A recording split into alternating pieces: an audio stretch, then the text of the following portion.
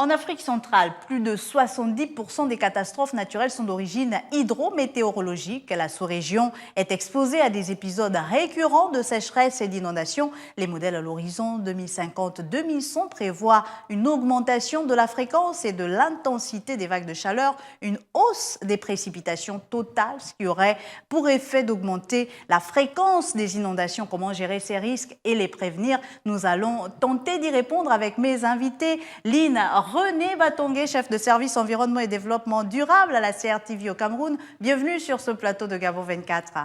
Merci. À côté de vous, Jean-Jacques Braun, il est le directeur de recherche à l'Institut de recherche pour le développement et représentant délégué de l'IRD au Cameroun. Bienvenue également à vous. Merci de votre invitation. Ben écoutez, complément d'information, c'est maintenant.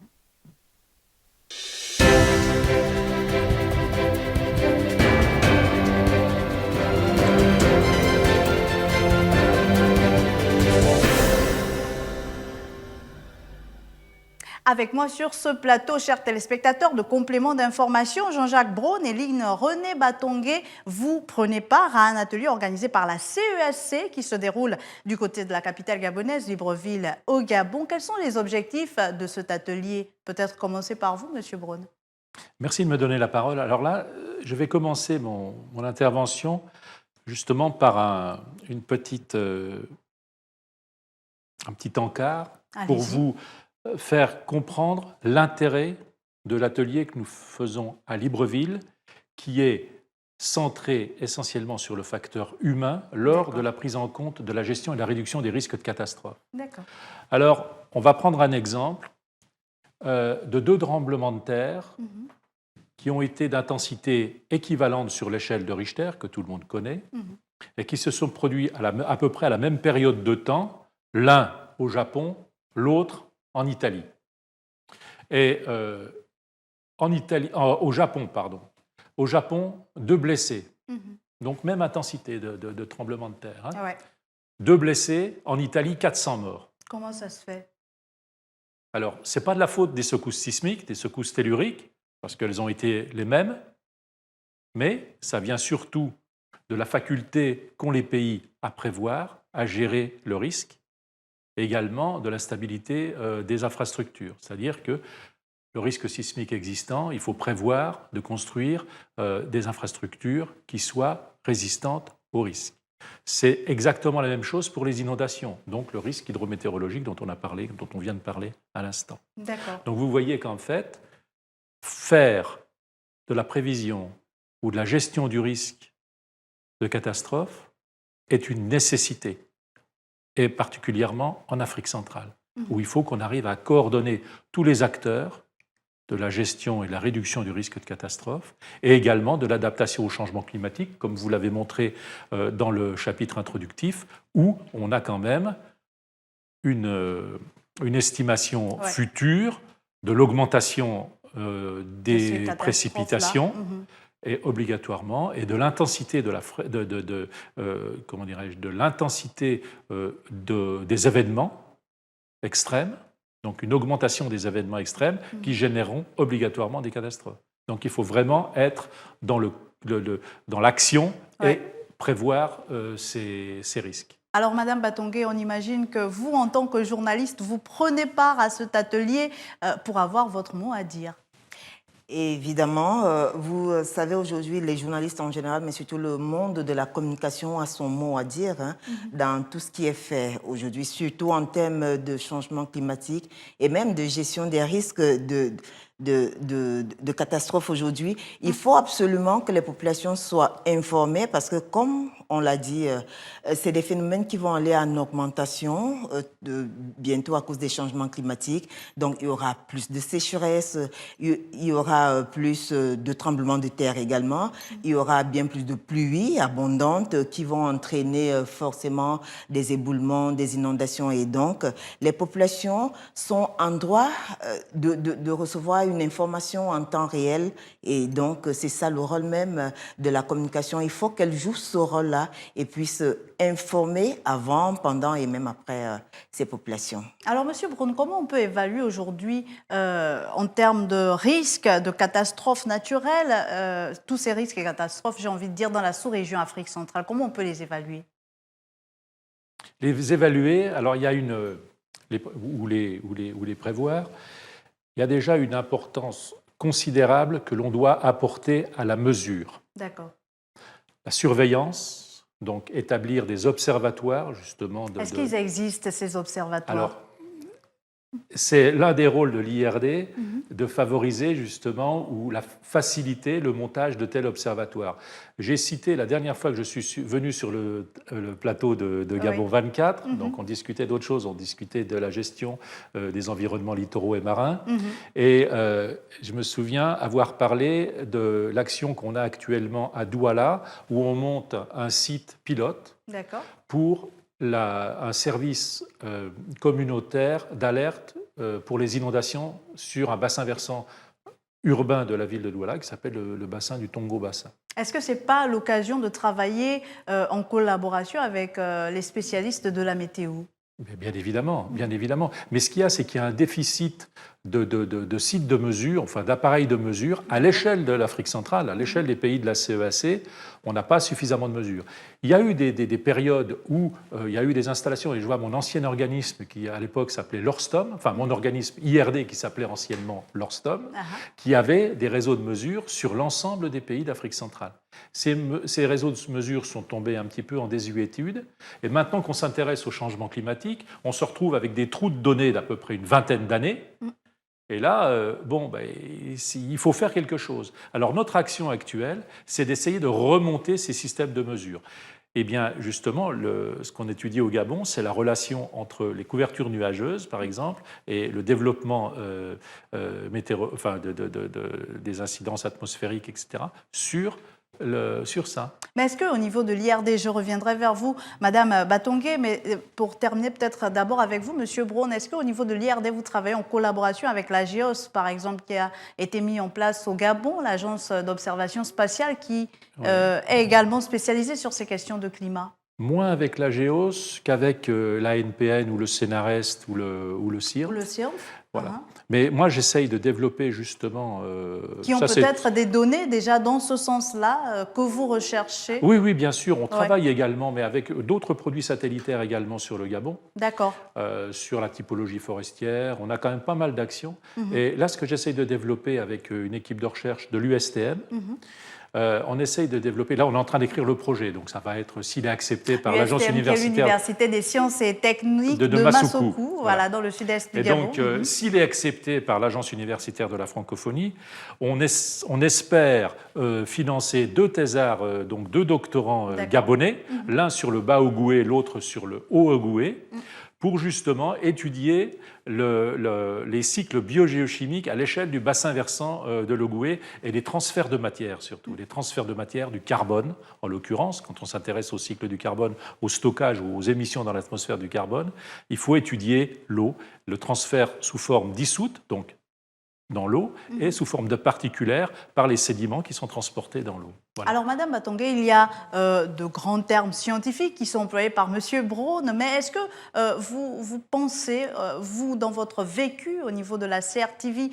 que par exemple, puisque en tant que journaliste, vous êtes au contact des décideurs de la société civile, que toutes ces couches de la société ont pris la mesure de ces enjeux que relève Monsieur Braun?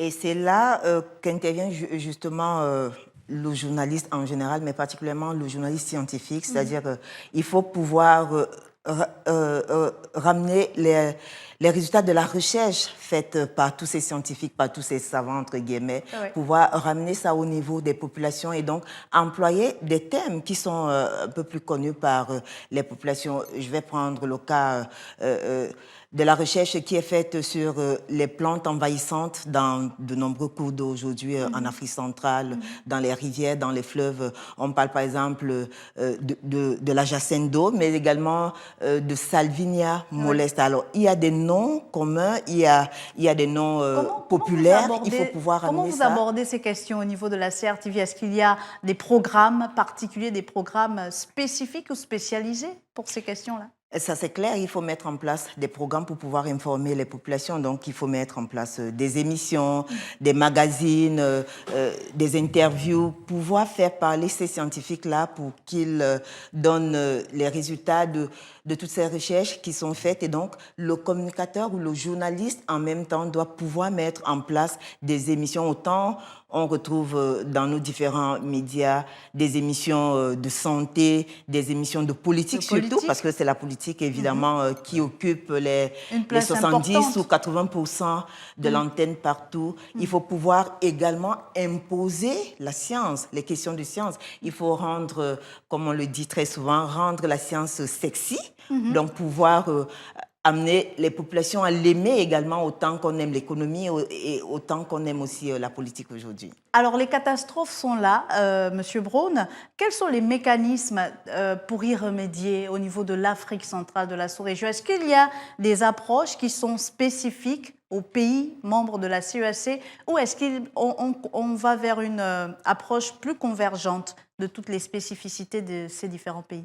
En fait, c'est la raison de notre activité ici au Cameroun. C'est notre présence ici au Gabon, pardon. Oui. Excusez-moi, c'est l'habitude. On a compris, il y a eu l'atelier à Douala en janvier. Il y a eu un atelier en janvier qui était plus dédié aux aspects techniques et celui de Libreville qui est plus dédié aux facteurs humains en relation avec la prise en compte de la gestion et de la réduction du risque de catastrophe. Et ces activités s'inscrivent en fait dans le cadre du programme Afrique, Caraïbes et Pacifique de l'Union européenne. Et c'est une initiative justement du groupe des États ACP qui est financée par l'Union européenne et gérée par la Facilité mondiale pour la prévention des catastrophes et le relèvement de la Banque mondiale. Donc nous sommes sous couvert de ces institutions et nous travaillons donc pour la CEAC à faire à ce que l'on fédère les acteurs qui travaillent dans la gestion des risques de catastrophe, qui sont des acteurs qui viennent de différents horizons. On peut avoir les prévisionnistes, les hydrométéorologues par exemple, les météorologues, on a un panel avec des météorologues, on peut avoir les ONG, la société civile, la protection civile, on a également des universitaires, on a... Mais alors, qu'est-ce qui se fait ressentir comme mécanisme, comme piste pour aller vers la résolution, ou du moins pour endiguer ces catastrophes naturelles? Il faut en fait que ces gens arrivent à communiquer entre eux afin qu'on ait une chaîne d'information qui parte de la prévision, donc de l'alerte si vous voulez, jusqu'aux utilisateurs finaux, qui sont généralement les populations les plus vulnérables, sous couvert de la protection civile, parce que c'est elle qui doit... de façon étatique, gérer soit la prévision, soit à gérer après catastrophe. Et il faut absolument qu'on arrive à avoir une compréhension et qu'il n'y ait pas de coupure de la chaîne d'information. Parce que les prévisionnistes font de la prévision météorologique.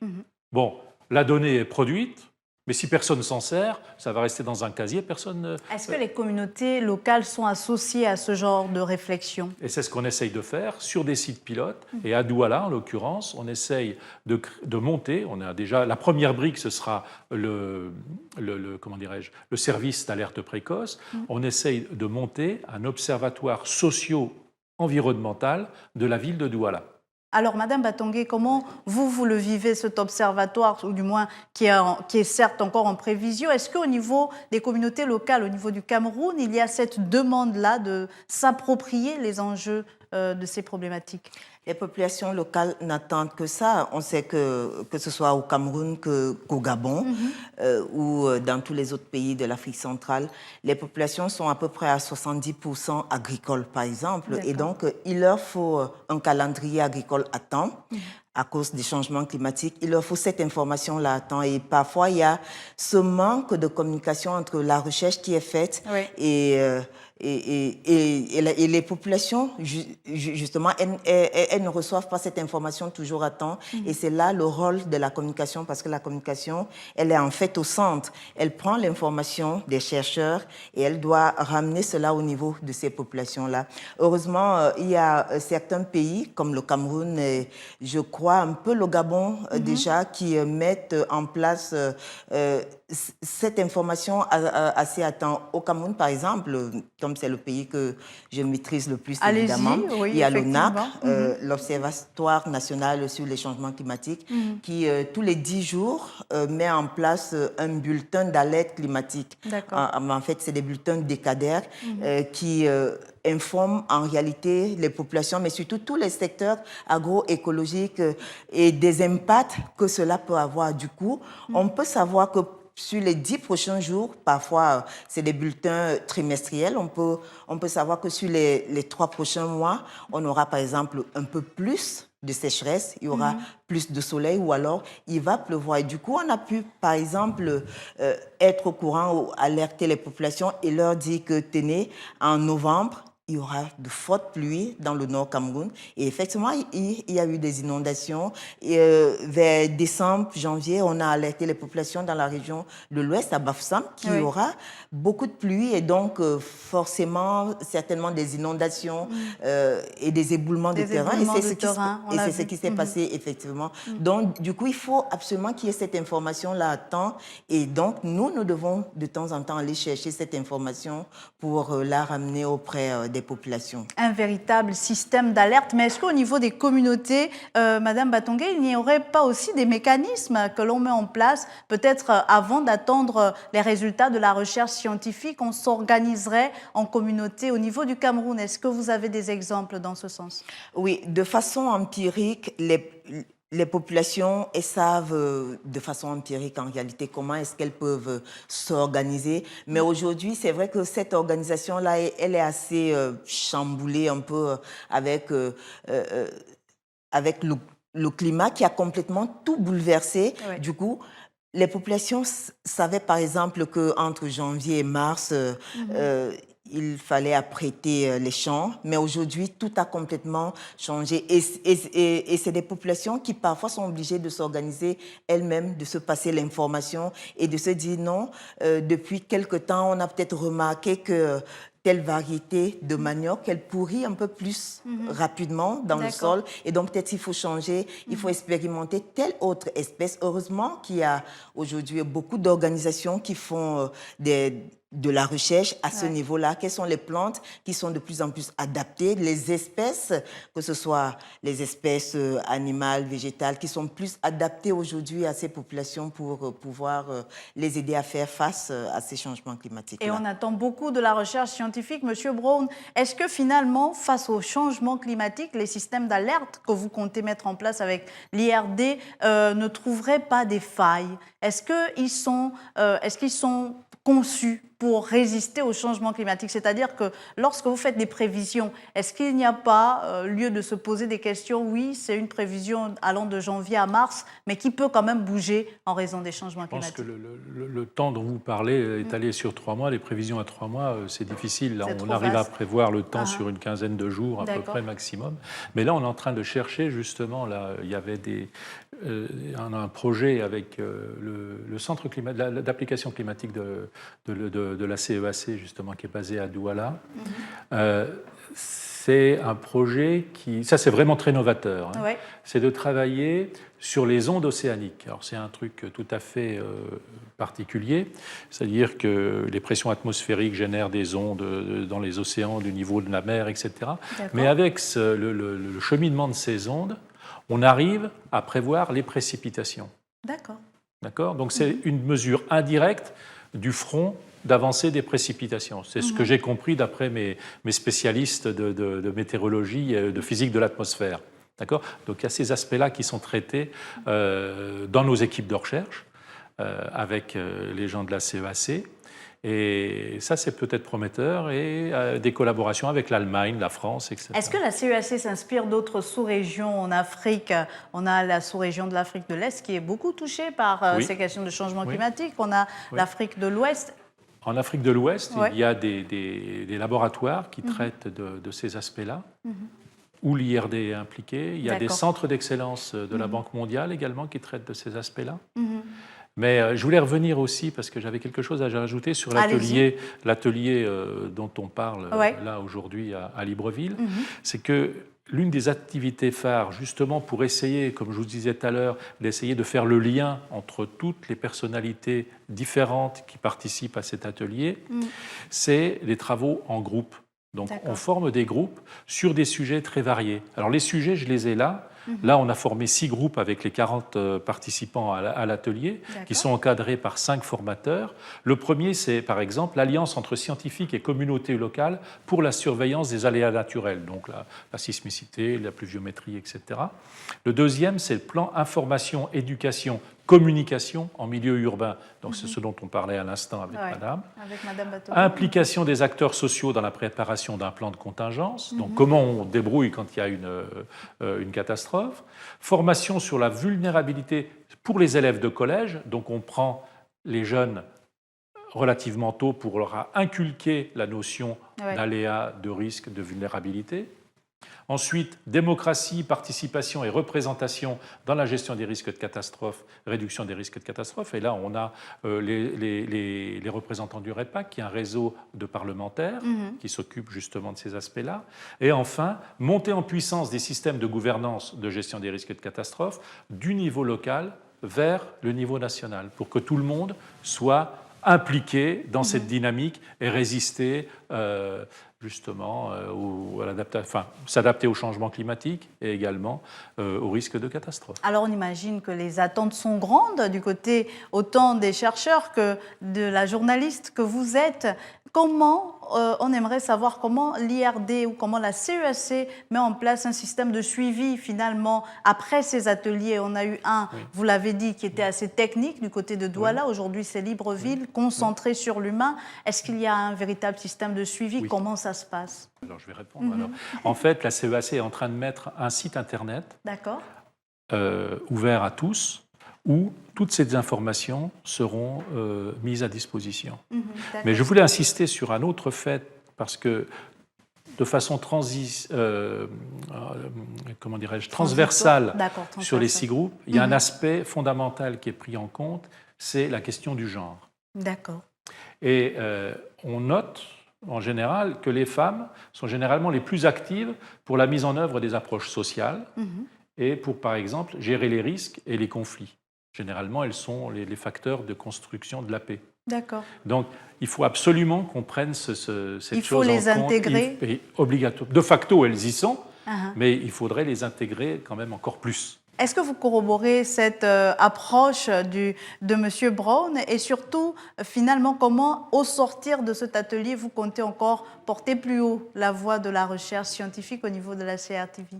Surtout au niveau de la communication, parce que, comme on le dit, la gestion des risques de catastrophe, mais surtout, quand on parle de réduction des risques de catastrophe, ça veut dire qu'il faut prévenir, parce qu'en fait, la prévention vaut mieux que toute autre chose encore. Prévenir vaut mieux que guérir. Effectivement.